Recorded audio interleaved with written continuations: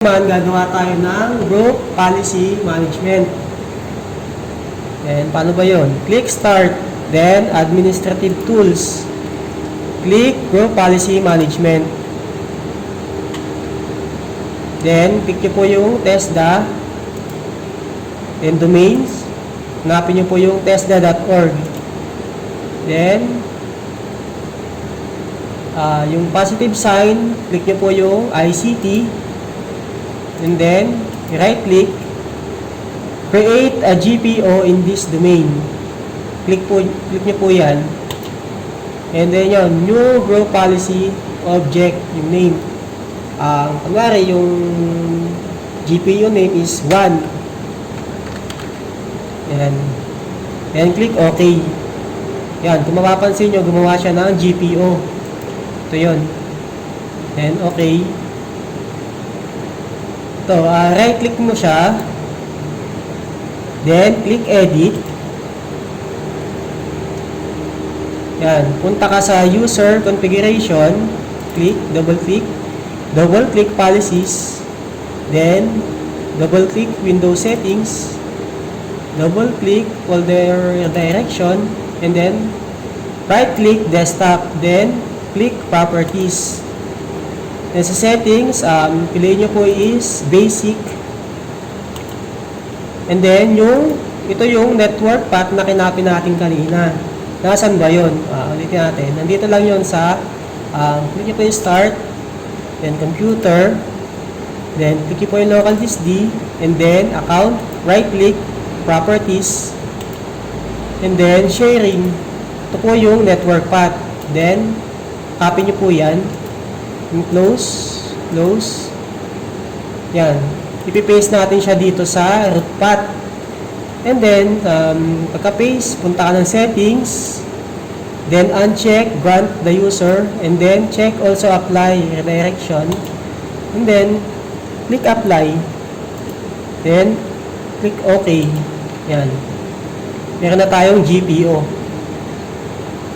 Click close. Ngayon, punta tayo sa client. Ilagin natin yung ginawa nating user sa Active Directory. Then, Control-Alt-Delete daw to log on. And then, click Switch User. Then, click Other User. Username. Yan yung username na ginawa ko kanina, yung sa User Active Directory.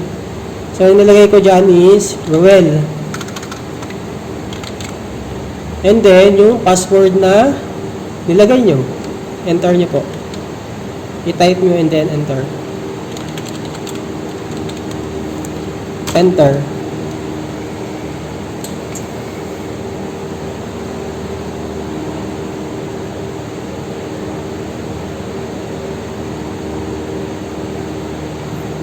Yan.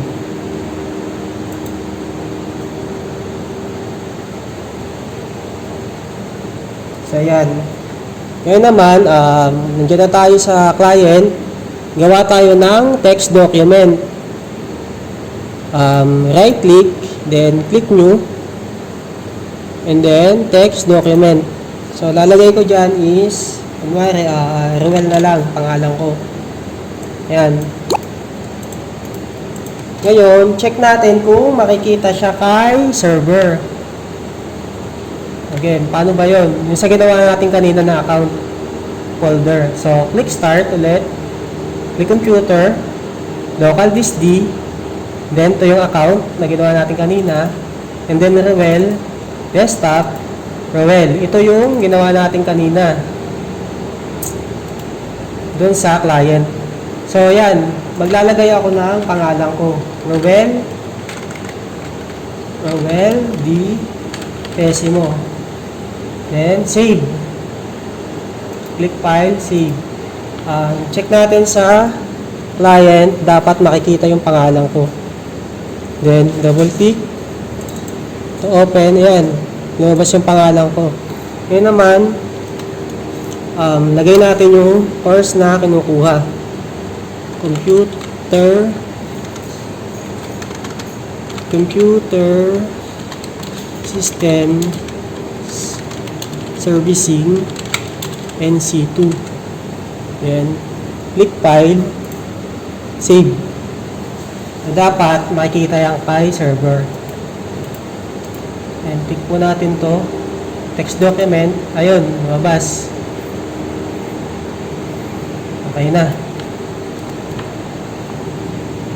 Close. Ayan. Ngayon naman, mag-remote tayo. Punta ka kay client. Click start. Right click my computer. Properties. And then remote settings. Ayan. Lagay mo yung administrator.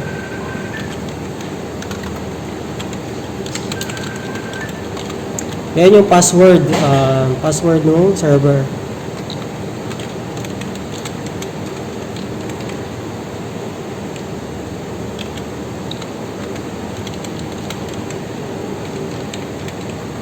Then click yan.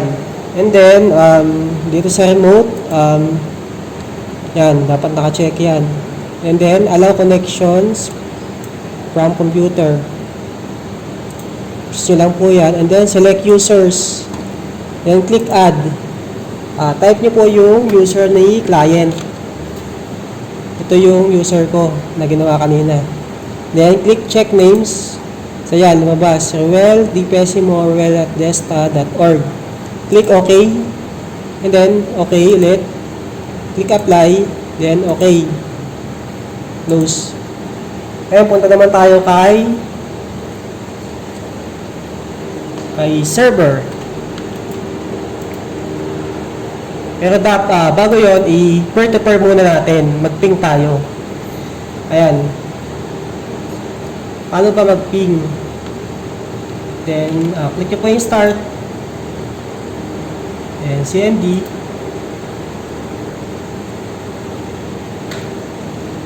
Okay, and then, type nyo po is ipconfig. Enter. Makikita nyo, nandyan yung IP, IPv4 address, yan yung IP ni server. Then, punta tayo kay client. Type ulit CMD.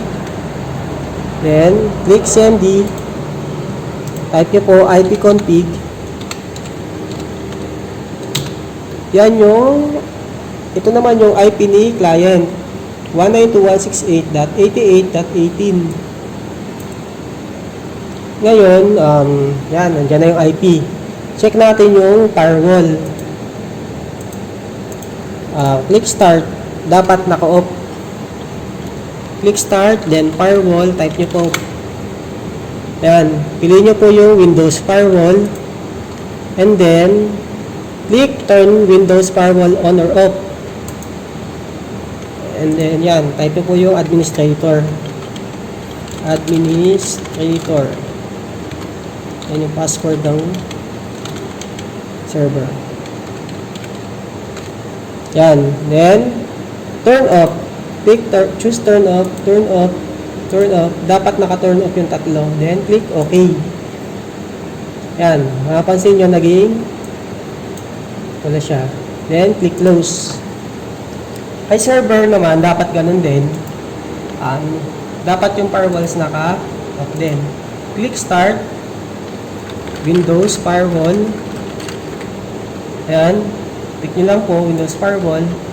And then, click ulit, turn Windows firewall on or off. And then, choose turn off. Turn off. Dapat yung tatlo din is naka-turn off. Then, click OK. Ayan. Naka-off na siya. So, ngayon, ipiping natin siya. Paano ba yun? Type ping.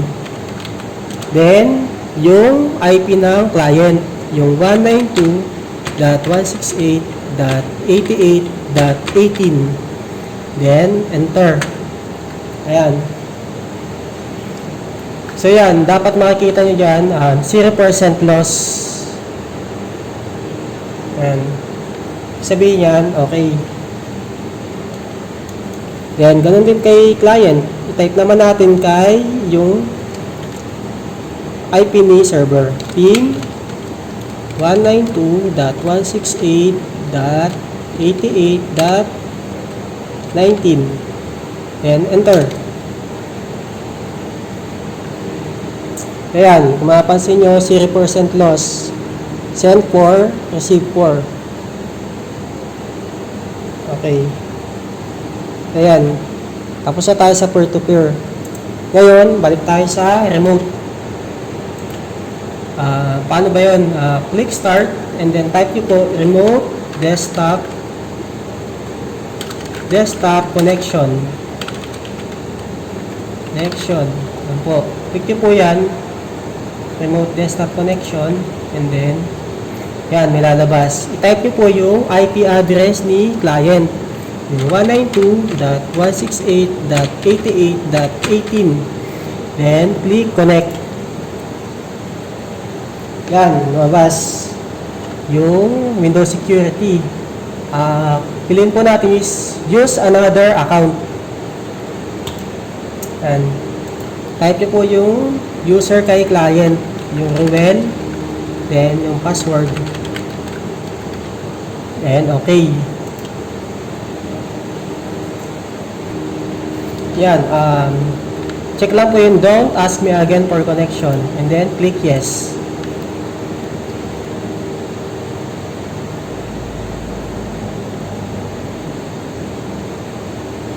So yan, na-remote na natin yung kay client. Tatandaan nyo, ano siya, naka Windows 7 properties. Ayan, Windows 7 Ultimate. Yan yung client.